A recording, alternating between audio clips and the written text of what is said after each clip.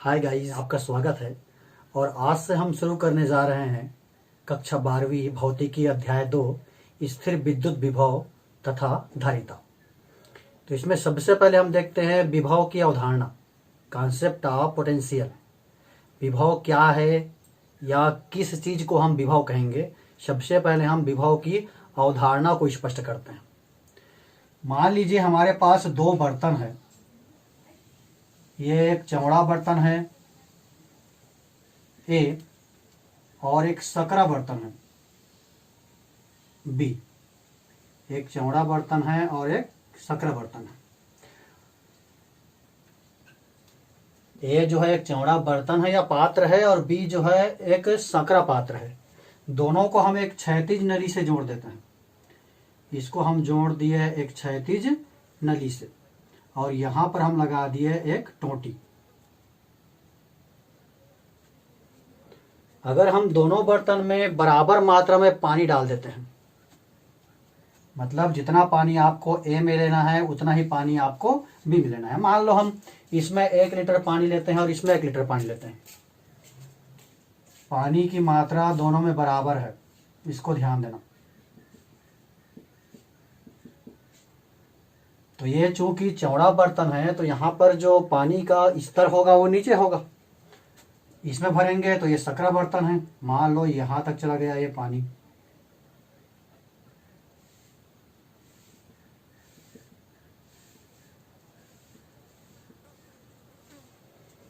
ये समझ में आया? दो बर्तन लिए हैं ए और बी। ए चौड़ा बर्तन है और बी जो है सकरा बर्तन है। दोनों को हम एक क्षैतिज नली की सहायता से जोड़ दिए हैं और उसके बीच में हम टोटी लगा दिए हैं। दोनों बर्तन में हम बराबर मात्रा में पानी मिला दिए। अब सवाल ये है कि इस टोटी को अगर हम खोलेंगे तो पानी जो है ए से बी की ओर जाएगा कि बी से ए की ओर आएगा। अगर इस टोटी को हम खोल दें तो पानी बर्तन ए से बर्तन बी की ओर जाएगा कि बर्तन बी से बर्तन ए की ओर आएगा। तो पानी जो है बर्तन बी से ए की ओर आएगा। दोनों बर्तन में पानी की मात्रा बराबर है, यानी कि पानी का जो प्रवाह है, पानी का प्रवाह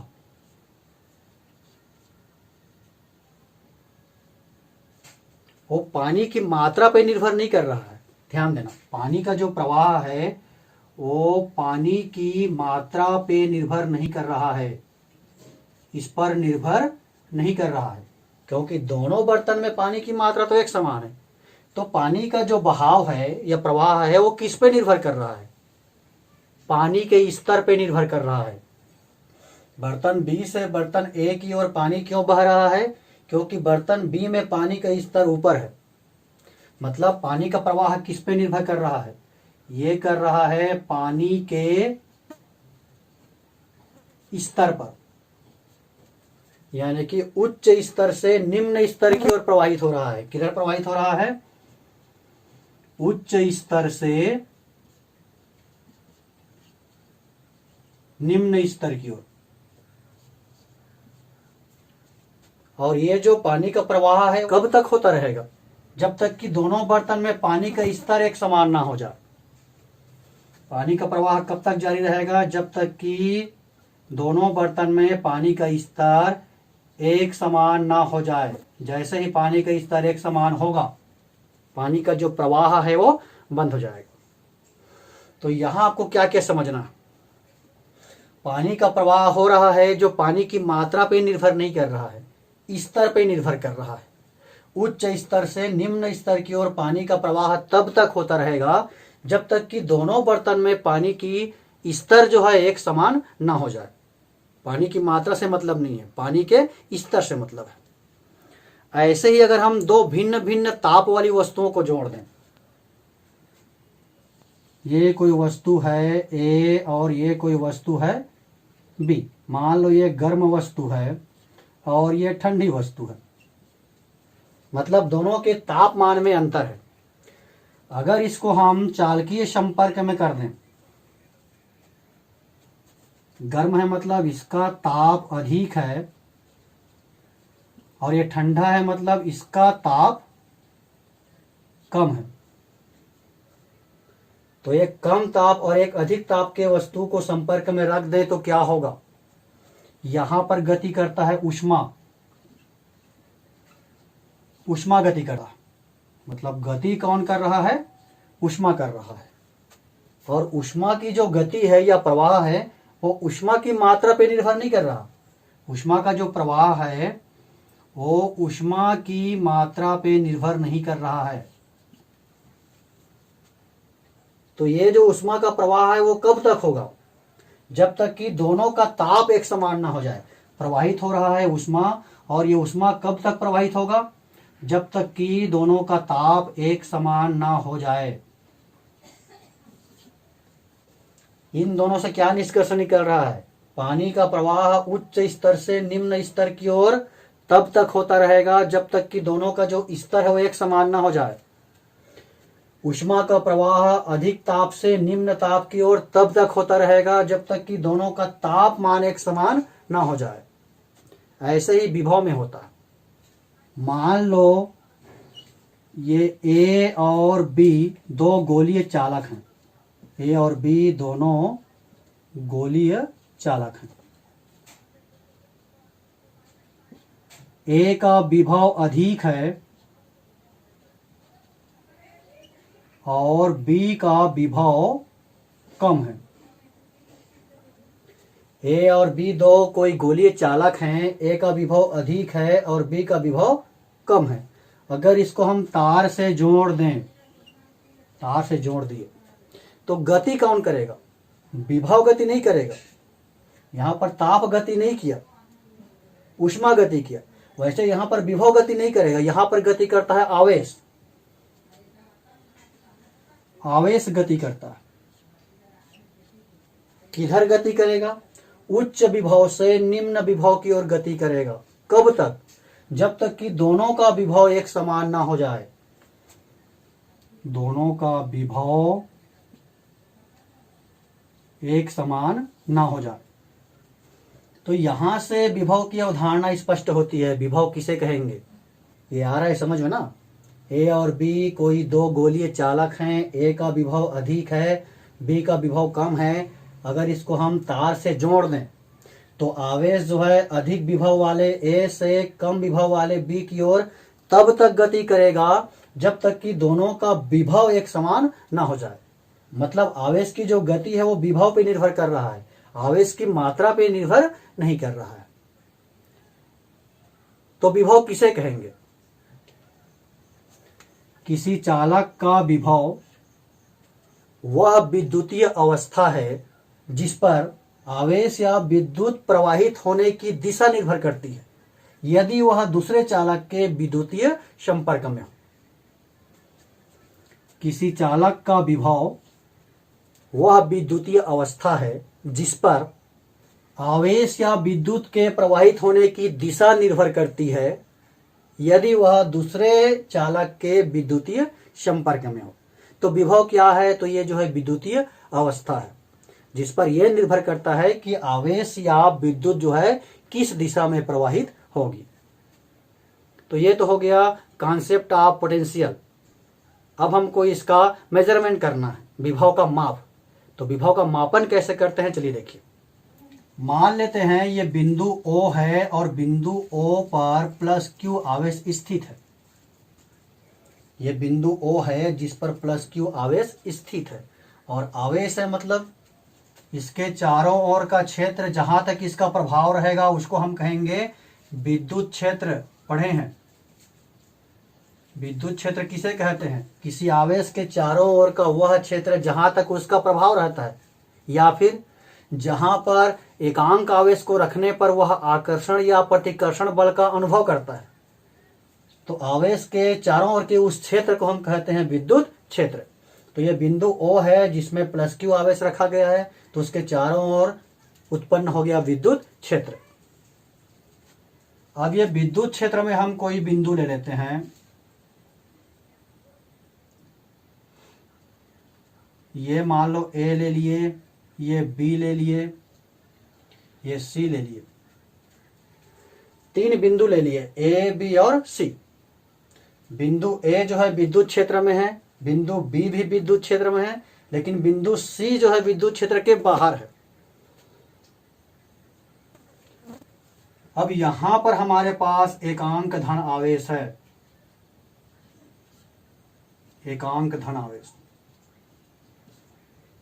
इस एकांक धन आवेश को यहां से यहां तक हम लाएंगे, बिंदु सी तक। इसी एकांक धन आवेश को हम बिंदु बी तक लाएंगे, इसी एकांक धन आवेश को हम बिंदु ए तक लाएंगे। तो सबसे ज्यादा कार्य किस बिंदु तक लाने में करना पड़ेगा? देखो, यहां से हम यहां तक ला रहे हैं तो इस पर कोई कार्य नहीं करना पड़ेगा, कोई कार्य नहीं करना पड़ेगा। क्यों बोल रहे हैं? क्योंकि स्थिर बल के विरुद्ध यहां पर कोई कार्य नहीं करना पड़ रहा है। यहां पर प्लस क्यू का कोई प्रभाव नहीं है। लेकिन जैसे हम एकांक धन आवेश को बी तक लाएंगे, मान लो यहां से यहां तक ला रहे हैं, जैसे यहां पर आया ये जो एकांक धन आवेश है, ये प्लस क्यू क्या करेगा? उस एकांक धन आवेश को प्रतिकर्षित करेगा। तो अगर हमको इसको यहां तक लाना है तो प्लस क्यू के कारण जो स्थिर विद्युत बल है, उस बल के विरुद्ध कार्य करना पड़ेगा। इस बल के विरुद्ध जो कार्य करना पड़ रहा है उसी को हम कहते हैं विभव। हमें और ज्यादा कार्य करना पड़ेगा, क्योंकि बिंदु ए पर जो इसका प्रतिकर्षण बल है प्लस क्यू के कारण प्रतिकर्षण बल वो अधिक होगा। तो ये जो कार्य करना पड़ रहा है उसी को हम कहते हैं बिंदु पर विभव। अब विभव की परिभाषा क्या बन जाती है? एकांक धन आवेश को अनंत से, अनंत मतलब विद्युत क्षेत्र के बाहर से, एकांक धन आवेश को अनंत से विद्युत क्षेत्र में स्थित किसी बिंदु तक लाने में किए गए कार्य को उस बिंदु का विभव कहते हैं। उस बिंदु का विभव, क्योंकि बी तक लाना है तो कार्य करना पड़ेगा, ए तक लाना है तो उससे ज्यादा कार्य करना पड़ेगा। मतलब ए का विभव ज्यादा होगा और बी का विभव कम होगा, ए की तुलना में कम होगा। तो विभव की परिभाषा क्या बन गई? एकांक धन आवेश को अनंत से, यानी कि विद्युत क्षेत्र के बाहर से, विद्युत क्षेत्र के किसी बिंदु तक लाने में किए गए कार्य को उस बिंदु का विभव कहते हैं। यह हो गया परिभाषा। विभव एक अदिश राशि है। विभव एक अदिश राशि है, इसको ध्यान रखना।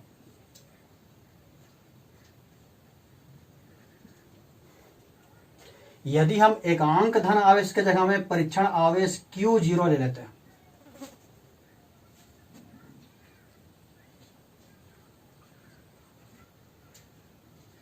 यदि परीक्षण आवेश Q0 को अनंत से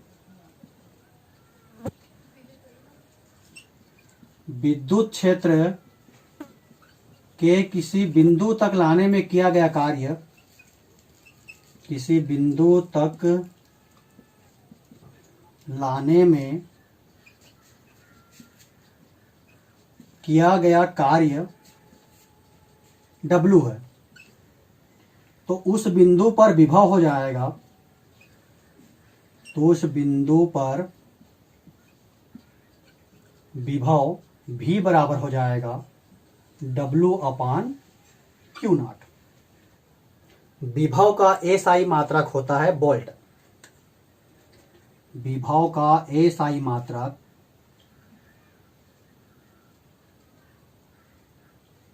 ये होता है वोल्ट, और इसका संकेत होता है कैपिटल V। विभव किसे कहते हैं? तो एकांक आवेश को, एकांक धन आवेश को अनंत से विद्युत क्षेत्र के किसी बिंदु तक लाने में किए गए कार्य को उस बिंदु का विभव कहते हैं। विभव एक अदिश राशि है और इसका एसआई मात्रक होता है वोल्ट। अब यहां पर ए का विभव अधिक होगा और बी का विभव कम होगा। अगर हम बिंदु ए और बी की तुलना करें तो ए का विभव मान लो भी ए है और बी का विभव भी बी है, और आप यहां से बता सकते हो आसानी से कि ए का विभव अधिक होगा कि बी का होगा। ए तक लाने में अधिक कार्य करना पड़ेगा, इसका मतलब ए का, बिंदु ए का विभव जो है अधिक है, भी ए बड़ा है भी बी। तो अगर हम दोनों का अंतर निकाल लें, V A minus V B, इसको हम कहेंगे विभवांतर। विभवांतर किसे कहेंगे?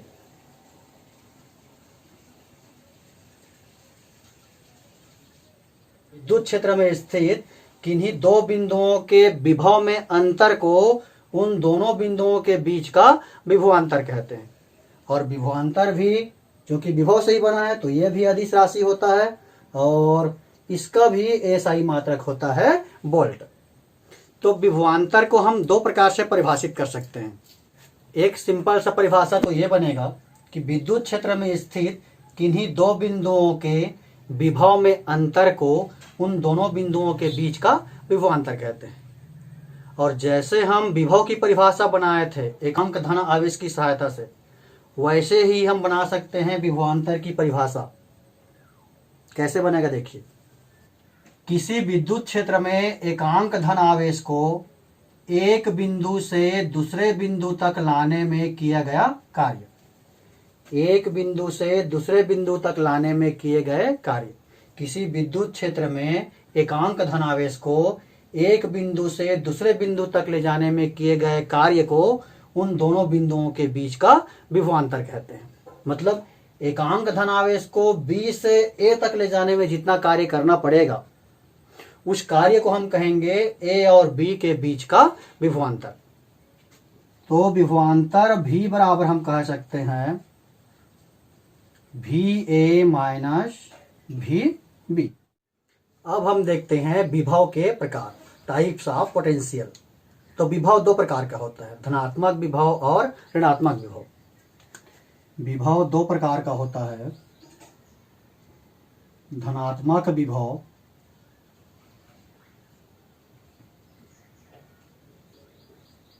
और ऋणात्मक विभव।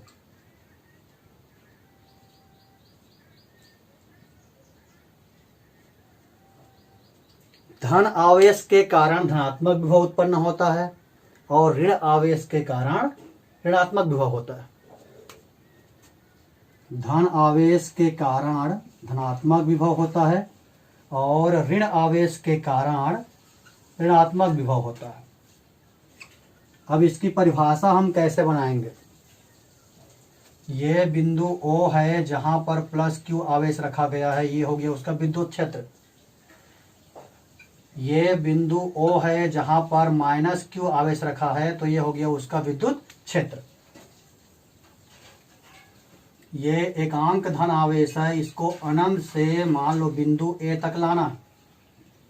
इसी प्रकार से ये अनंत में एकांक धन आवेश है, इसको बिंदु B तक लाना है। तो बिंदु A का जो विभव होगा वो धनात्मक विभव होगा और बिंदु B का जो विभव होगा वो ऋणात्मक विभव होगा। अब अगर ये समझ में आएगा तो परिभाषा लिखना बहुत आसान है। देखो यहां पर एकांक धन आवेश को बिंदु A तक लाने में विद्युत बल के विरुद्ध कार्य करना पड़ रहा है। यहां पर विद्युत बल के विरुद्ध कार्य करना पड़ रहा है, क्योंकि यह प्रतिकर्षित करेगा।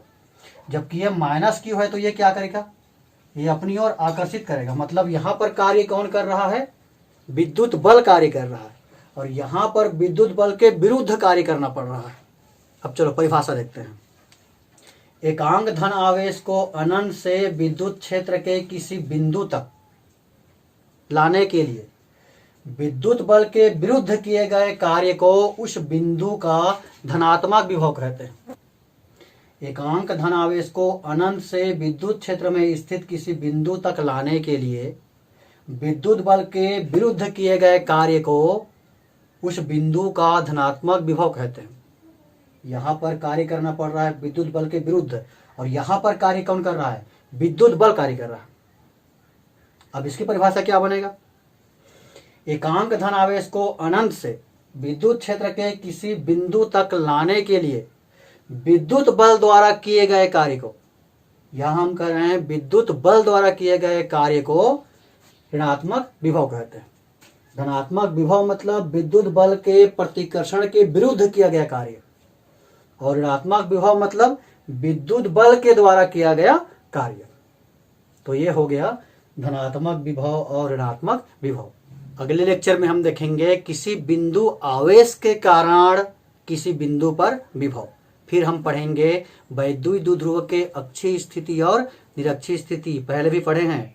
अक्षीय स्थिति में विद्युत क्षेत्र की तीव्रता और निरक्षीय स्थिति में विद्युत क्षेत्र की तीव्रता। तो यहाँ पर हमको अक्षीय स्थिति और निरक्षीय स्थिति में विभव की गणना करना है।